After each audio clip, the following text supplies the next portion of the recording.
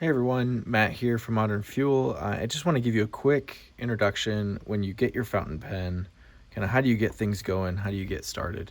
And so this is a quick overview on how to get writing with it and how the ink capsules go in, and then also at the end of it I'll run through all the extras that you may or may not have gotten. These are all optional, and how they work and how to set those up. So when you first get it, you can open it. There's a magnetic closure on the box, and then there's an instruction card. Sometimes this instruction card will stay stuck with some static there, and this shows you exactly what I'm going through on the video, and then how to adjust the clip, and then how to change the clip angle. So you can use that if you want to, but this will just go through getting started. So when you remove the foam or lift it up, what you're going to see is your fountain pen itself, the aluminum hex tool, and then underneath here is going to be the ink capsules as well as the mini converter. So I'm just going to pull those out real quick and we'll get started. Now to get started, this fountain pen has a finial, it has the clip, it has a cap, a grip section, and a body section. It seems like we've had quite a few people who may not understand that these parts all come apart. So the cap comes off to reveal the nib, the body actually comes off, and that's where you put the ink in. And then I have a separate video if for some reason your nib gets disconnected or comes out, or you're having problems with that. It goes into a little bit more detail on how the nib is assembled and how to take care of that. So if you want to get started with your fountain pen, this is what you need to get to. You get to where you have the grip with the nib installed, and then the easiest way is just using one of the ink capsules that we provided. You can also use your own ink. That's what the mini converter is for. I may go through that in a separate video on how to use your own ink if you're not familiar with that. But for this video, we're just going to use an ink capsule. It's very quick and easy, and we'll get writing that way. So I'm going to set the box off to the side here. And so all I'm going to do is I'm going to take this ink capsule and I'm going to insert it into the back of the nib, and I want to push until it clicks. So listen for it. There, I had a very distinct click, and when I do that, it's held in there pretty well. Now, I'm not going to go shaking like crazy. This is relatively low weight, and so it's highly unlikely to break free while you're reusing it.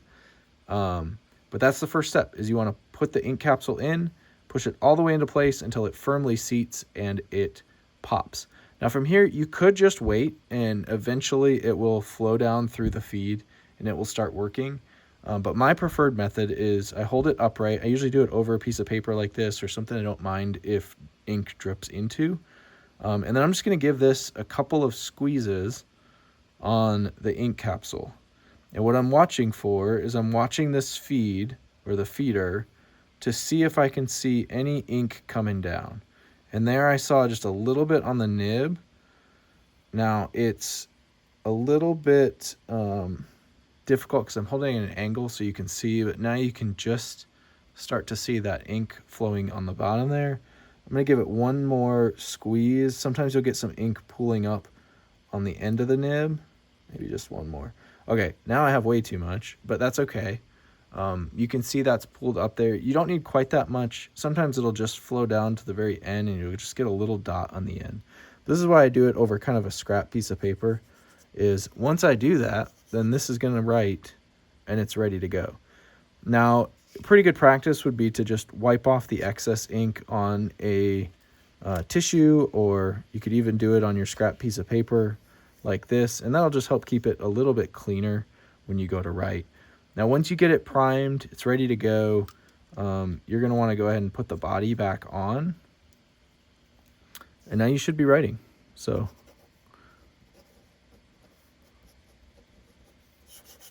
you can see I have it writing well.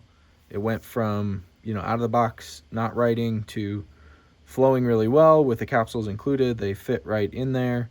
And then from there, if you're not going to write with it for more than, a minute or two or so, you probably want to throw the cap on. Past that, it can start to dry out a little bit. If it does dry out, you can usually get it going again just by a couple quick taps and maybe a little bit of scribbles. But in general, if you keep the cap on, it will stay wet for, months. And if it does dry out because you let it sit out with the cap off, you can get it working again. If that doesn't work, you could always pull the nib out and rinse it thoroughly with water and then put it all back together and start over. So, okay, so that's that. Let's talk through the accessories real quick. So these are some of the extras that you can get, starting from right to left. This is a smooth grip. The whole nib assembly can swap over to this. There is a nib housing. Again, I go through this in a different video, but there's a nib housing that you need to make sure gets over, as well as a feeder and the nib itself. And this just takes the place of the grooved grip, if that's your preference. And so that would be what you could do there. The body cap is for people who don't like posting. So if you do like to post, what that is that's just putting the cap on the back. I think that gives it the perfect length for me personally writing. I like to post, but some people don't like that. And so if I want to try to write without posting, this body cap actually gives it a much better length for me. It's still, I would say it's on the short side, but it's still very usable. And so that's a good option, and that's where that one goes. You're just not able to post while it's on there. This loop end actually takes the place of the finial, so you could use the hex wrench to unscrew that, or oftentimes we just assemble them finger tight, and so you can just unscrew that and it will go in that place. Some people do it with the clip. I think most people, if they're going to use the loop end, they're going to use it without the clip, but that's what that's for. And then the last one is the long body.